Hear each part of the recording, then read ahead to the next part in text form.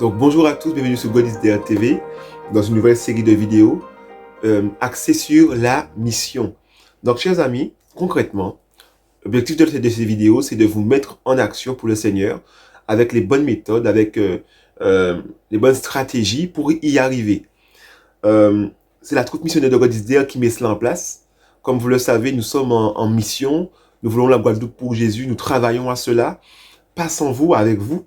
Et heureusement, parce qu'ensemble, on est plus fort. Nous n'allons pas parler d'appel, c'est-à-dire que oui, nous avons reçu un appel à servir, etc. Nous le savons déjà.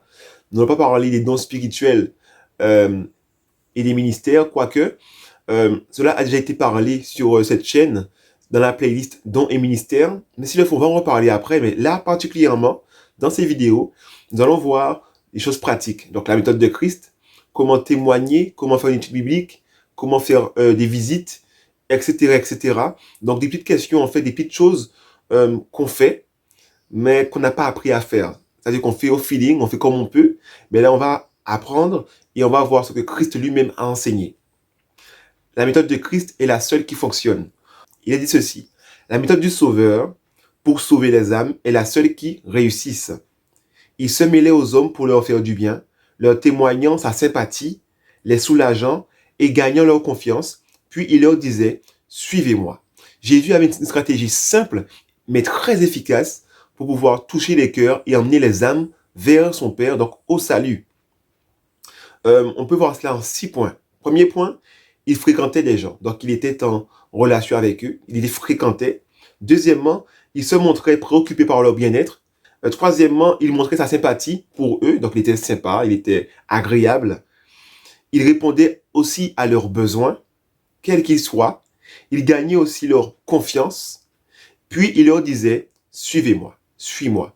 Aussi simple que ça. Jésus était dans la pratique de l'amour. Il pratiquait cet amour réel.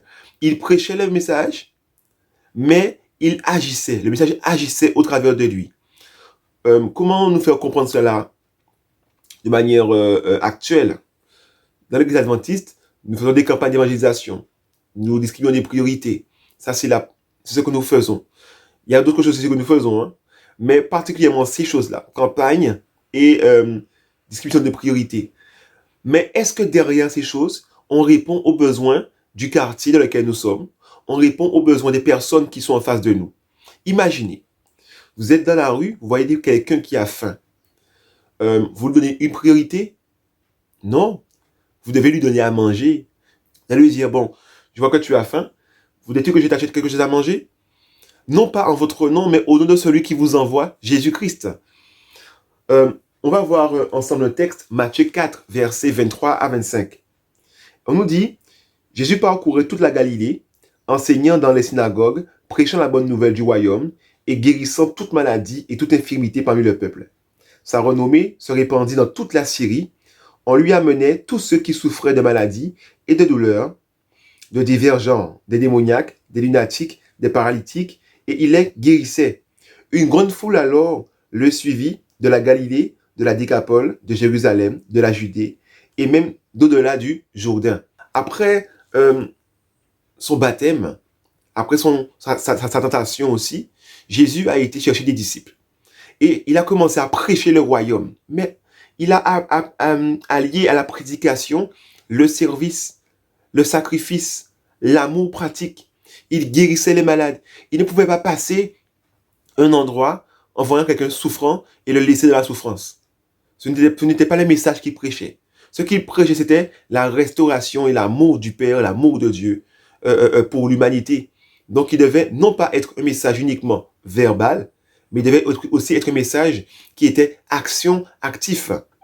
J'ai rencontré un homme lors de nos actions missionnaires avec la troupe missionnaire de God is There. Cet homme était très virulent. Il ne voulait pas entendre parler de Jésus, de la religion. Il était contre l'évangile, à tel point qu'il nous a insultés à plusieurs reprises et il ne voulait rien entendre parler de Jésus.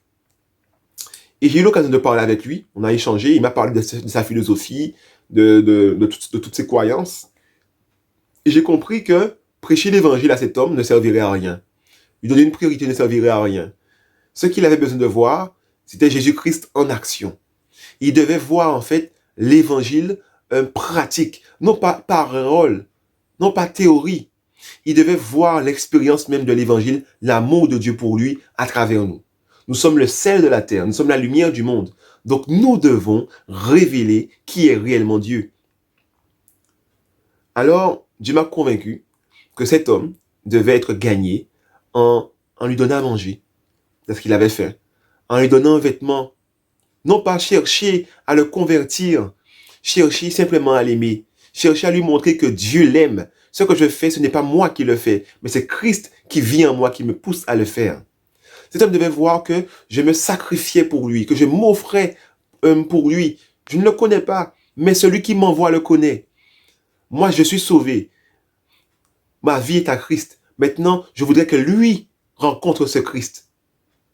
C'était ça l'objectif, l'aimer, l'aimer. Voilà comment Jésus gagnait les âmes. Il les aimait. Ceux que la société laissait pour compte, passaient sans les regarder, Jésus, lui, il les regardait et il leur disait, heureux êtes-vous. Heureux êtes-vous, vous qui êtes affligés. Heureux êtes-vous, vous qui êtes pauvres en esprit. Heureux êtes-vous, vous qui êtes débonnaires, etc. Jésus leur disait, oui, vous êtes bien heureux, parce que le royaume des cieux est pour vous. Est pour vous. Vous serez consolés. Jésus leur témoignait de la sympathie et répondait à leurs besoins, qu'ils soient spirituels, physiques, émotionnels ou mental même. Beaucoup de personnes se gagnent, non pas par uniquement la parole, mais surtout par une vie. Parce que vous êtes peut-être la seule Bible que les gens vont lire. Alors ils doivent voir Dieu au travers de vous. En vous voyant, ils doivent se dire, mais cet homme, cette jeune fille, on aurait dit, j'ai l'impression qu'il y a un être divin, quelque chose de divin en elle. Et cette personne-là, c'est Jésus-Christ qu'ils doivent voir. On va lire ensemble 1 Jean 4, verset 7 à 8, qui dit, « Bien-aimés, aimons-nous les uns les autres, car l'amour est de Dieu, et quiconque aime est né de Dieu et connaît Dieu. Celui qui n'aime pas n'a pas connu Dieu, car Dieu lui-même est amour. » Chers amis, les prières quotidiennes et les expressions de bonté doivent être présentes en tout temps, afin d'amener les gens à Jésus. Chers amis, Dieu même nous dit dans sa parole qu'il a préparé des œuvres bonnes d'avance pour que nous puissions les pratiquer en Jésus-Christ. Donc oui, autour de vous, il y a des œuvres qui sont bonnes à accomplir, des œuvres qui sont des œuvres d'amour. L'esprit que vous avez reçu n'est pas un esprit de timidité, mais un esprit de force, de sagesse et d'amour.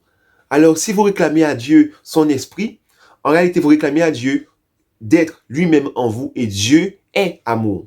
Alors automatiquement, ce qui émanera de vous sera l'agapé, l'amour désintéressé. Je t'aime, je t'aide, je me sacrifie pour toi, je te donne mon temps, mon énergie, mon argent, ma subsistance. Non pas parce que je veux quelque chose de toi, mais parce que tu es aimé et je t'aime, tu es aimé de Dieu. Voici la méthode de Christ, les amis. Ésaïe 35, versets 3 à 6. Il est dit concrètement, les amis, que d'affermir les pieds de ceux qui souffrent, d'aller affermir les mains, d'aller secourir les personnes, d'aller les soulager, de leur parler que Dieu est le grand vengeur, que Dieu est celui qui récompense les œuvres de chacun, d'aller les soulager. Et il est dit, alors s'ouvriront les yeux des aveugles, alors les oreilles du sourd entendront, alors ceux qui vont boiter vont marcher. En gros, mes amis, alors ceux qui ne voyaient pas, ceux qui ne comprenaient pas l'évangile vont enfin comprendre. La langue qui était muette va s'ouvrir pour témoigner de Jésus. Tout cela est provoqué simplement par les actions d'amour, par le message qui est prêché verbalement, mais qui est aussi prêché dans notre vie. L'abnégation, le sacrifice. Dans Philippiens 2, verset 7, on nous dit que Christ s'est dépouillé lui-même. Il s'est humilié lui-même, se rendant obéissant jusqu'à la mort, se dépouillant de sa gloire pour revêtir notre humanité. Alors nous aussi, en tant qu'enfants de Dieu, nous devons nous dépouiller, nous devons nous humilier, à l'exemple de notre Maître. Nous devons nous offrir. Et uniquement, notre nourriture doit être de faire la volonté de celui qui nous a envoyés. Soyez bénis, rappelez-vous une chose, Dieu est amour. Alors si nous sommes de Dieu, nous devons aussi être amour. Dieu est là, et sa présence fait la différence dans nos vies.